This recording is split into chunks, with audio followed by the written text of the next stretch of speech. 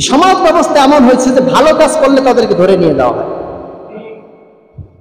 যশোরের ঘটনা বলছি, যশোরে পানি পান করাচ্ছিল কিছু মানুষ, তারপর স্যালাইনের পানি দিচ্ছিল, গরমে মানুষ করছে, অতিষ্ঠ হয়ে যাচ্ছে, যার কারণে মানুষের উপকারের জন্য, মানুষের ভালোর জন্য তারা পানি খাওয়াচ্ছে, তারা স্যালাইনের পানি দিচ্ছে, তারা শরবত দিচ্ছে, তারা নরম কোনো খাবার তাদেরকে সরবরাহ করছে ফুটপাতে, রাস্তাঘাটে করছে। যে এদের অপরাধ হচ্ছে যে এরা একটা চিহ্নিত দলের লোক, আর কোনো অপরাধ না। তাদের অপরাধ কি বলেন তো? চিহ্নিত একটা দল, তারা দল করে, যে কোনো একটা সংগঠন করে, সেই সংগঠন করে বিদায় তাদেরকে ধরে নিয়ে যাওয়া, আর কোনো অপরাধ নাই। অথচ দেশে হাজারো অপরাধ হচ্ছে, তাদের ধারে কাছে তারা যায় না। বাংলাদেশ সহ বাংলাদেশে প্রায় 40টার মতন বিশ্ববিদ্যালয় আছে। কতটা? প্রায় 40টা বিশ্ববিদ্যালয় আছে, যেটা সরকারি টাকায় চলে। এই আপনার আমার শ্রমের টাকা দিয়ে চলে, আপনার আমার পকেটের টাকা দিয়ে চলে, আপনার আমার ট্যাক্সের টাকা দিয়ে চলে এই প্রতিষ্ঠানগুলো। অথচ এই প্রতিষ্ঠানগুলো এশিয়া মহাদেশের ভিতরে 300 প্রতিষ্ঠান বাছাই করা আছে, 1 থেকে 300 পর্যন্ত। কত বলেন তো? 1 থেকে 300 বলছে। 1 থেকে 300-র ভিতরে বাংলাদেশের কোনো প্রতিষ্ঠানের নাম আসে না। এটা কি সৌভাগ্য না দুর্ভাগ্য? কারণ কি? কেন আসলো না? কারণ ছাত্রদের হাতে ধরিয়ে দেওয়া হচ্ছে কলমের পরিবর্তে পিস্তল ধরিয়ে দেওয়া হচ্ছে। যেখানে তাদের পড়ার টেবিলে থাকার কথা ছিল, তারা নেশার টেবিলে বসে গেছে। যেখানে তাদের থাকার কথা ছিল ক্লাসরুমে, সেখানে তারা মেয়েদেরকে নিয়ে অবাধে আড্ডা দেওয়ার সুযোগ পাচ্ছে। যেখানে তাদের থাকার কথা ছিল শিক্ষকদের অধীনে, তারা এখন শিক্ষকদের তারা অধীনস্থ করে নিয়েছে। গতকালকেও দেখলাম একজন ছাত্র তার শিক্ষককে পিটিয়েছে। কেন পিটিয়েছে? যে সে তাকে শাসন করেছে। আগে ছিল কি? আগে কি ছিল? আপনাদের জামানায় কি ছিল? শিক্ষক ছাত্রদের শাসন করত, এটা ছিল স্বাভাবিক প্রক্রিয়া। কিন্তু এখন নানান কৌশলে শিক্ষকদের হাত থেকে ব্যাগটাকে ছিনিয়ে নেওয়া হয়েছে, তাদের শাসন ক্ষমতাকে ছিনিয়ে নেওয়া হয়েছে, এবং তাদেরকে পড়ানোর পর বলা হচ্ছে যে আপনি তাদেরকে পড়াবেন, কিভাবে পড়াবেন তবে জানেন না, তবে তাদের মানসিক কোনো কষ্ট দেওয়া যাবে না, তাদের মুখ থেকে এমন কথা বলা যাবে না, মারা তো অনেক দূরের কথা, ব্যাগ পরে তো অনেক দূরের কথা, তাদের সাথে এমন কোনো কথা বলা যাবে না যে কথা বলার কারণে তাদের মনের ভিতরে আঘাত লাগে। দুলা মেয়ার মতন পড়ানো সম্ভব? হ্যাঁ, লাতোকে ভূত বাতো সে নেহি মানতা। যাদের লাঠি দরকার তাদের কি কথাই হবে? হ্যাঁ, ছাত্র জীবনে ছাত্রের সবচেয়ে বড় উস্তাদ হচ্ছে লাঠি, ঠিক কিনা বলেন? সবচেয়ে বড় কি? লাঠি। লাঠির সামনে কোনো ওস্তাদ আছে? কোনো ওস্তাদ নাই। অথচ সেটাকে তারা টোটালি কাজ করে নিয়েছে। এখন কি হয়েছে? উল্টা এখন শিক্ষকদের হাত থেকে চলে গেছে, কার হাতে গেছে? জোরে বলেন। ছাত্রদের হাতে গেছে।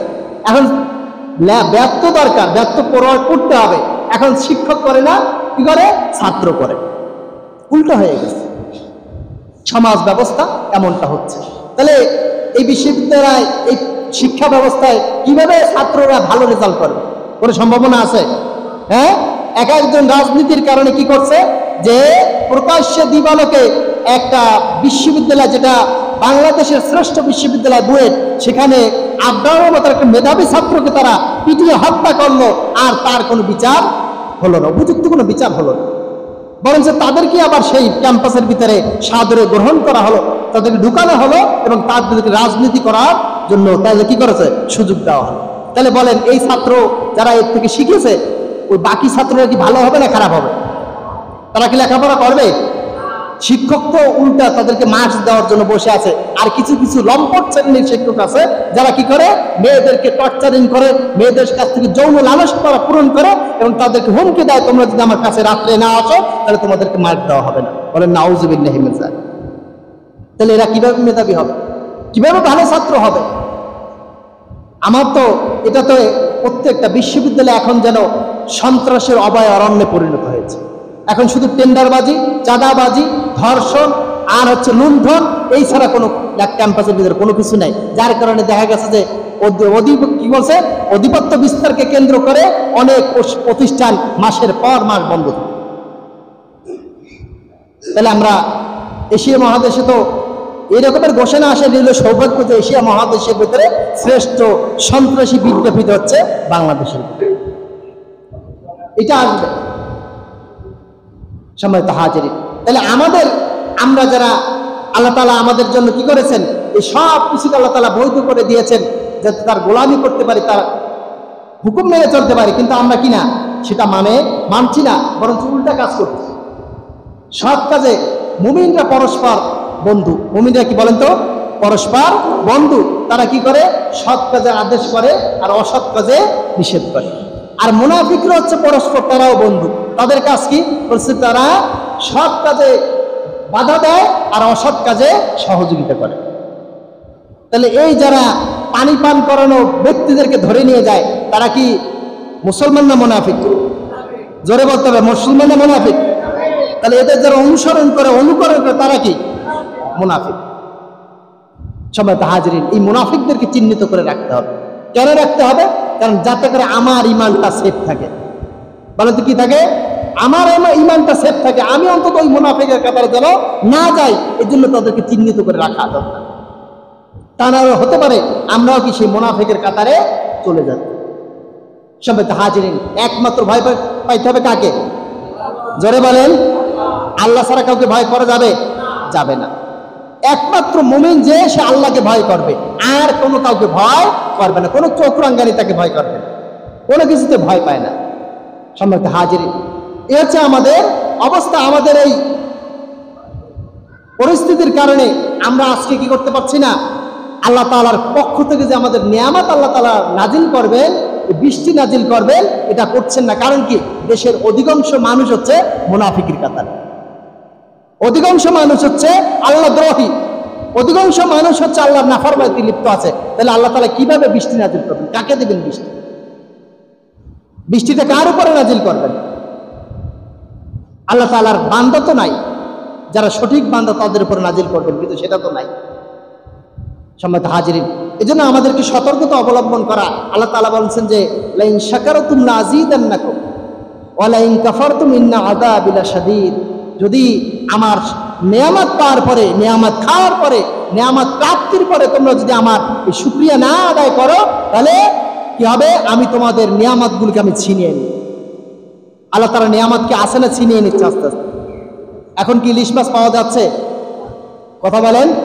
একটা সময় ছিল যে জ্যৈষ্ঠ মাস থেকেই নাকের ভিতরে ইলিশ মাছের ঘ্রাণ পাইতাম, অনেক দূর থেকে। বৈশাখ, জ্যৈষ্ঠ, আষাঢ়, শ্রাবণ, ভাদ্র, আশ্বিন মাস পর্যন্ত খাইতাম।